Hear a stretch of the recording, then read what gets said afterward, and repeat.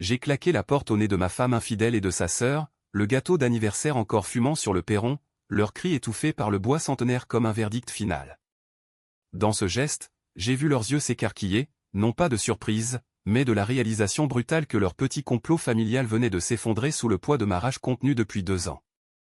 Et alors que les enfants pleuraient à l'étage, ignorant tout, j'ai murmuré pour moi-même, c'est maintenant que la vraie fête commence.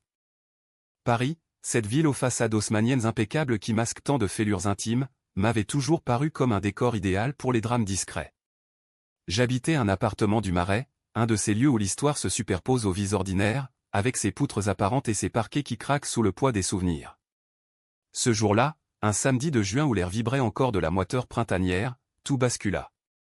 Les enfants, Lucas et Emma, 7 et 5 ans, attendaient leur fête avec cette impatience innocente qui rend les adultes coupables. J'avais préparé des ballons, un gâteau au chocolat maison, celui que ma mère faisait autrefois, avant que la maladie ne l'emporte, et une pile de cadeaux emballés avec soin. Mais au lieu d'une joyeuse invasion de cousins et d'amis d'école, ce fut elles qui sonnèrent à la porte. Marie, mon ex-femme, et Sophie, sa petite sœur, ma belle-sœur de malheur. Je les vis à travers le Judas, Marie, toujours aussi impeccable dans sa robe fleurie qui soulignait ses courbes comme une arme de séduction passée, tenant une boîte rose bonbon ornée d'un nœud ridicule. Sophie à ses côtés, plus nerveuse, ses cheveux blonds en cascade masquant à peine le tic de sa lèvre inférieure qui trahissait son malaise. Elle portait des sourires plaqués, ces sourires de circonstance que l'on réserve aux ex-familles brisées, quand on veut feindre que tout est réparable. On vient pour les enfants, lança Marie d'une voix mielleuse que je connaissais trop bien, celle qu'elle utilisait pour apaiser les tempêtes conjugales avant qu'elles ne deviennent ouragans. C'est leur anniversaire, on ne peut pas manquer ça. Mon cœur se serra, non pas de tendresse résiduelle, mais d'une colère sourde qui remonta comme une bile acide. 2 ans plus tôt, c'était dans cet appartement même que j'avais découvert la trahison. J'étais rentré plus tôt d'un voyage d'affaires à Lyon, les bras chargés de fleurs pour Marie, pour notre anniversaire de mariage. Et là, dans notre lit, sous les draps froissés qui sentaient encore le linge frais de la lavande provençale, je les avais trouvés enlacés.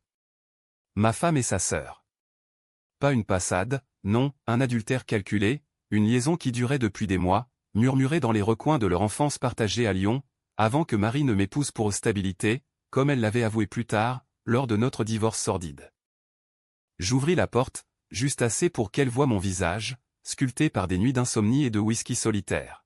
« Vous venez pour les enfants » répétai-je, ma voix basse, presque un grondement. Lucas et Emma dévalèrent l'escalier en pyjama, leurs yeux brillants d'excitation. « Papa, c'est tata Sophie et maman » s'exclama Emma, sa poupée favorite serrée contre elle. Je les retins d'un geste, les plaçant derrière moi comme un bouclier humain. « Non, mes amours. Ce ne sont pas des invités aujourd'hui. » Marie blêmit, son masque de maternité idéal se fissurant. « Alex, s'il te plaît. C'est leur jour. Laisse-nous entrer, juste 5 minutes. » Sophie, muette jusqu'alors, ajouta d'une voix chevrotante, « On a apporté le gâteau, celui qu'ils aiment, avec les fraises. » Le gâteau. Symbole grotesque de leur hypocrisie. Comme si un peu de sucre pouvait effacer les nuits où j'avais pleuré seul, imaginant leur corps entremêlés pendant que je veillais sur nos enfants endormis. C'est là que la rage, cette bête tapie dans les abysses de mon âme, remonta à la surface. Pas une explosion vulgaire, non, une décision froide, chirurgicale. J'attrapai le gâteau des mains de Marie, le tins un instant comme un trophée volé, puis le laissai choir sur le perron. Il s'écrasa dans un bruit mat, la crème se répandant comme du sang pâle sur les dalles irrégulières. « Votre gâteau » dis-je, un sourire carnassier aux lèvres. « Prenez-le. Et emportez-le avec vous. Comme vous avez emporté ma vie. » Les enfants hurlèrent, un cœur déchirant qui me transperça. Mais je ne fléchis pas. Je refermai la porte, le verrou claquant comme un couperet de guillotine. Dehors, leurs protestations se muèrent en sanglots, puis en coups de poing rageurs contre le bois. Dedans, je serrai mes enfants contre moi, leurs petits corps secoués de tremblement. « Papa, pourquoi » murmura Lucas, ses yeux verts les miens fixés sur moi avec une accusation muette. « Parce que, mon fils, parce que certaines personnes ne méritent plus d'être dans notre histoire. » Cette nuit-là, alors que les enfants dormaient enfin, épuisés par les larmes et les explications balbutiantes, maman et tata ont fait une bêtise, mais on va fêter sans elles, avec plus d'amour encore, je m'assis à mon bureau, face à l'ordinateur qui clignotait dans la pénombre. La vengeance n'est pas un feu d'artifice, c'est un poison lent, administré goutte à goutte. Et j'avais attendu ce moment pendant 2 ans, tissant ma toile dans l'ombre. Marie et Sophie pensaient que le divorce les avait libérés, l'appartement pour moi, la maison familiale à Lyon pour elles, une pension alimentaire généreuse que j'avais acceptée pour ne pas les voir plus souvent. Mais elles ignoraient tout de mes nuits passées à fouiller leur vie numérique, à compiler des preuves, à contacter des avocats discrets et des détectives privés. Tout avait commencé par une lettre anonyme, glissée sous ma porte un mois après la séparation. Une photo granuleuse, Marie et Sophie, nues dans un hôtel de la Côte d'Azur, leur rire figé sur pellicule. L'expéditeur? Un cousin éloigné, peut-être, ou un amant jaloux de Sophie. Peu importait. Cette image avait allumé la mèche. J'avais engagé un privé, un ancien flic lyonnais au nez cassé et à la voix rauque, qui m'avait livré un dossier épais comme un roman de Zola, relevé bancaire montrant des retraits suspects, messages effacés mais récupérés, témoignages de voisins qui avaient vu les sœurs se glisser chez nous pendant mes absences. Pire, Sophie, employée de banque, avait détourné des fonds de mon compte conjoint pour financer leurs escapades.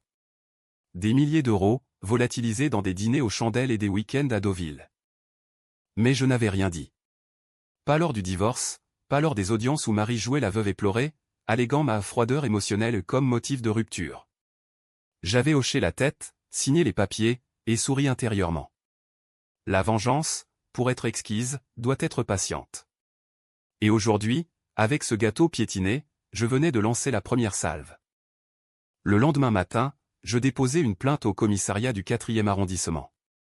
L'inspecteur, un homme trapu nommé Duval avec une moustache jaunie par le tabac, haussa un sourcil en feuilletant le dossier. C'est du lourd, monsieur Lefebvre. Fraude, adultère, et maintenant, tentative d'intrusion. Vous voulez l'écouler? Je secouai la tête. Non, inspecteur. Juste la vérité. Et peut-être un peu de justice pour mes enfants. Il rit, un aboiement sec.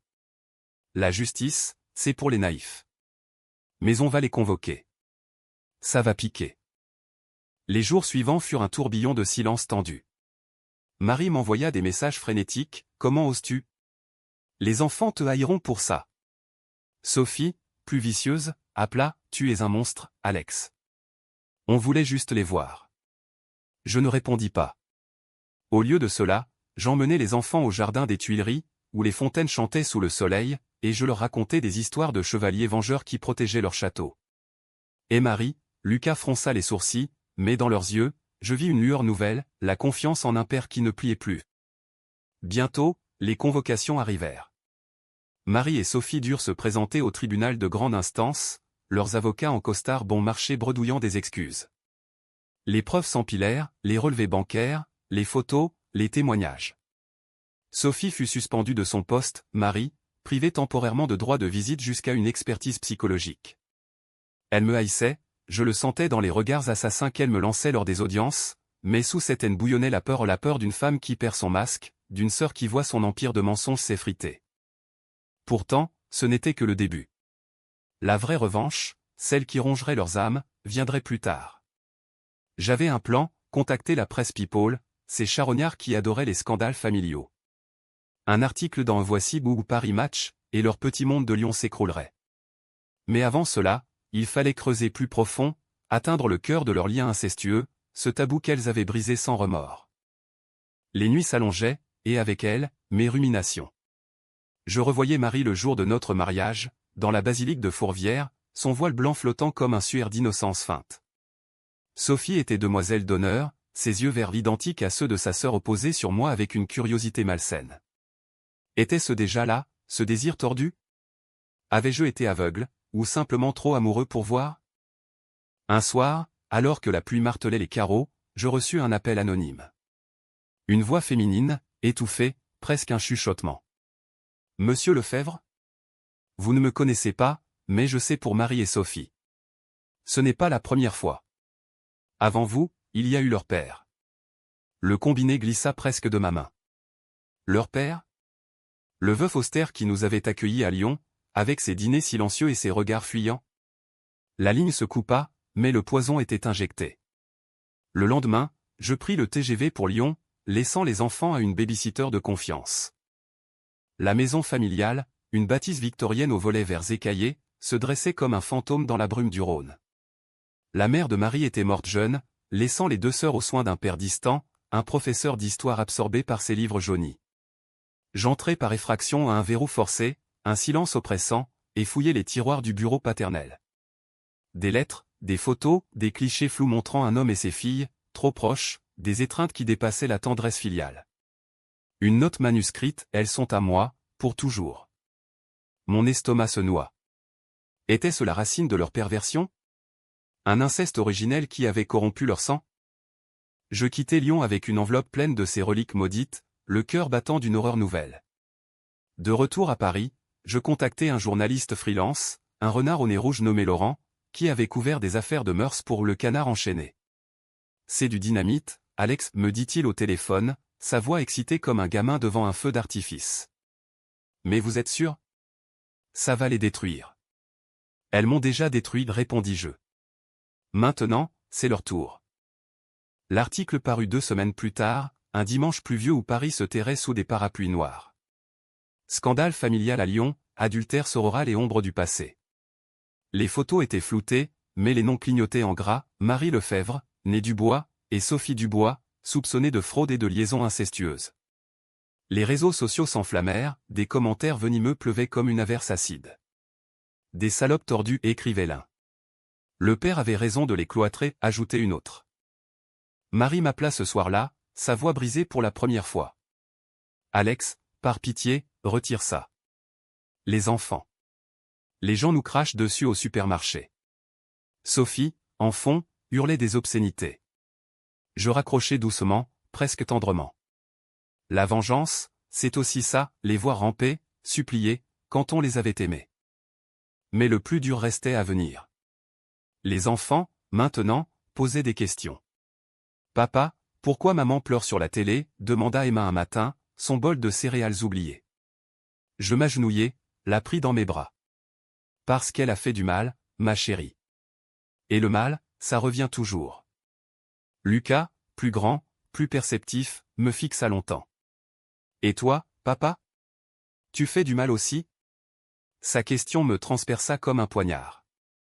Étais-je le héros de cette saga, ou juste un autre monstre dans la chaîne?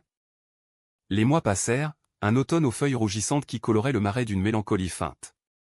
Marie perdit son boulot de galeriste, les clients fuyaient ses expositions comme une peste. Sophie fut licenciée, et des rumeurs de poursuites judiciaires planaient. Elles louèrent un appartement exigu dans le 20e, un taudis aux murs suintants où leurs rires complices se muaient en disputes nocturnes que les voisins rapportaient au commissariat. Moi, je reconstruisais. Une promotion au bureau où j'étais consultant en finance, ironie du sort, expert en pertes et gains invisibles, des soirées avec les enfants au Louvre, où les statues impassibles semblaient approuver ma résolution. Pourtant, la nuit, les doutes me rongeaient. Avais-je été trop loin? La vengeance, cette drogue, me laissait un vide plus grand que la trahison initiale. Puis vint Noël, ce traquenard sentimental que Paris décore de guirlandes cruelles. Les enfants insistèrent, on veut voir maman et tata. Contre mon gré, j'acceptai une rencontre supervisée au jardin d'acclimatation, sous l'œil d'une assistante sociale aux lunettes rondes. Marie arriva amaigrie, ses yeux cernés comme des ecchymoses, Sophie voûtée, un fantôme de sa sensualité passée. Elles offrirent des jouets, des excuses balbutiantes. On regrette tout, Alex. On était perdus. Les enfants s'illuminèrent, courant vers elle avec des cris joyeux. Et là, dans ce moment de grâce fragile, je vis la faille, leur amour pour les petits, pur, intact. Était-ce assez pour racheter? Non. Pas encore. Je les observais, calculant. La vraie fin de partie approchait. Au printemps suivant, alors que les cerisiers du Luxembourg fleurissaient en explosions roses, je lâchai la dernière carte. Une audience finale pour la garde exclusive. Avec les nouvelles preuves, les lettres du père, expertisées par un psychologue qui conclut à un trouble familial profond, le juge, une femme sévère aux cheveux grisonnants, trancha en ma faveur. Marie et Sophie, privées de droits parentaux, s'effondrèrent en sanglots sur les marches du palais de justice, leurs mains enlacées dans un geste désespéré qui scellait leur sort. Je partis sans un regard en arrière, les enfants à mes côtés, tenant des cornets de glace dégoulinants. « C'est fini, papa » demanda Lucas. « Oui, mon fils. C'est fini. » Mais dans mon cœur, je savais, la vengeance n'achève jamais vraiment. Elle laisse des cicatrices, des ombres qui dansent au coin des yeux, un rappel éternel que l'amour trahi forge des armes plus affûtées que l'acier. Et tandis que Paris s'étirait sous le soleil couchant, ses boulevards grouillants de vies anonymes, je me promis une chose, ne plus jamais laisser entrer le poison. La porte, cette barrière de bois et de fer, resterait close aux fantômes. Pour nous, il y avait l'avenir lumineux, impitoyable dans sa franchise.